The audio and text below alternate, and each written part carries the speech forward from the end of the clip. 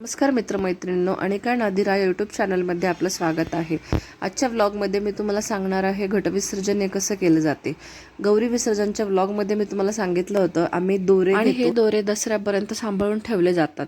नंतर दसऱ्याच्या दिवशी ह्या दोऱ्यांच्या गाठी सोडून त्यातील तेरडाचे फूल, पान, अक्षदा, रेशीम हे सर्व वेगळे करून हे दोरे मी पंचामृताने त्यांचा अभिषेक करत आहे. नंतर अभिषेक झाल्यावर स्वच्छ पाण्याने धुवून ते दोरे वेगळे करत आहे आणि धुवून झाल्यावर ते स्वच्छ कपड्याने पुसून कोरडे केले आहेत. त्यानंतर त्यातील जे पंचामृताचे पाणी होते अभिषेक केलेले ते मी आमच्या घरातील झाडांना वाहिले. ते वाहताना लक्षात ठेवायचं, फक्त तुळशी सोडून जे इतर झाडं असतात त्यांना आपण ते देऊ शकतो पाणी. त्यानंतर एका तामणामध्ये मी हळदीकुंकू वाहून ते विड्याचे पान ठेवले. विड्याच्या पानांवर दोरे ठेवले. दोऱ्यांना हळदी कुंकू आणि अक्षदा वाहिली. त्यानंतर हे तेरड्याचे पाने वाहिली आणि त्यानंतर बेलाचे पान वाहिले. आमच्या घरातच तेरडाचे आणि बेलाचं झाड असल्यामुळं आम्हाला एनी टाईम ते अवेलेबल असतात. त्यानंतर फूल वाहिलं आणि हात जोडून प्रार्थना केली. या दोऱ्यांची आता मी आरती करून घेत आहे. आणि गौरी विसर्जनाच्या व्लॉगमध्ये तुम्हाला मी एक सांगितलं होतं की 33 वातींचा दिवा केला जातो गव्हाच्या खिरीमध्ये आणि त्या वातींच्या दिव्याने आरती केली जाते दोऱ्यांची. तो हाच दिवा मी आता तुम्हाला दाखवत आहे. या दिव्याने आता दोऱ्यांची आरती केली जाते.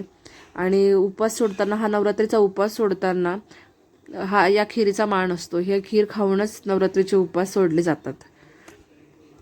हे जे निर्माल्य आहेत, तेरड्याचे पान, फुले, अक्षदा, रेशीम, नंतर हे नदीमध्ये विसर्जित केले जातात.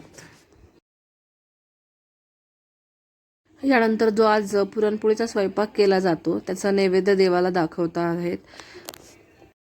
यानंतर आम्ही देवीची आरती केली आणि घट हलवत आहेत आता. आणि घट हलवताना त्यानंतर ज्या माळी आपण वाहिल्या त्या माळी आपण काढून घेतल्या. त्यानंतर जे धान उगवलं होतं ते धान 3 वेळा हलवण्यात आलं. अंबाबाईचा उदो उदो आहे असं बोलत. आणि जो नारळ होता, कळसाचा नारळ, तो काढून घेण्यात आला. आणि जो पुरणपोळीचा स्वयंपाक आपण केला आज त्याचा नैवेद्य घटाला दाखवण्यात आला. यानंतर आम्ही जे जे धान उगवलं त्यातलं थोडंसं धान काढून रात्री जेव्हा देवीच्या मंदिरात गेलो तेव्हा ते देवीच्या पायथ्याशी ठेवलं. काही लोक हे धान नदीमध्ये सुद्धा फेकून देतात, पण जनरली नदीमध्ये फेकल्याने त्याचं प्रदूषण होतं. ते टाळण्यासाठी आम्ही ते धान कुंड्यांमध्ये विखरून ठेवतो, जेणेकरून त्याचं नंतर खतामध्ये रूपांतर होतं आणि प्रदूषणसुद्धा टाळण्यात येतं. घटाचा नारळ जो काढण्यात आला त्याची आम्ही नंतर तळी भरतो. ते तळी भरण्यासाठी इथे देवाचे टाक घेतले आहे. आमच्या कुलदेवताचे टाक, दर्याबाई आणि कोरठणचा खंडोबा.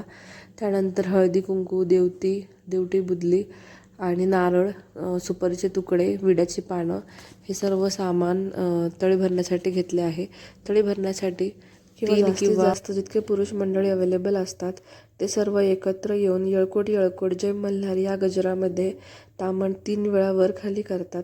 त्यानंतर एक टोपी ठेवून त्यावर हे तामण ठेवले जाते. नंतर जो घटाचा नारळ आपण ठेवला होता तो नारळ फोडून घेतला जातो आणि विड्याचे पानं सर्वांसमोर ठेवून त्यावर नारळाचा प्रसाद, सुपारीचे तुकडे ठेवून त्याच्यानंतर हळदीचा भंडारा सर्वांना लावला जातो. तेव्हासुद्धा येळकोट येळकोट जय मल्हार गजरातच हे केलं जातं.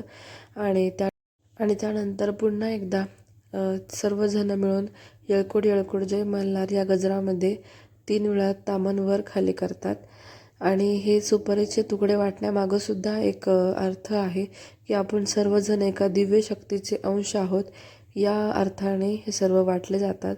आणि हे करण्यामागे सुद्धा हीच भावना ठेवली. अशा पद्धतीने घटाचे विसर्जन केले जाते. आणि तुम्ही जो नवरात्राच्या सिरीजला प्रतिसाद दिला त्याबद्दल तुमचे मनपूर्वक आभार.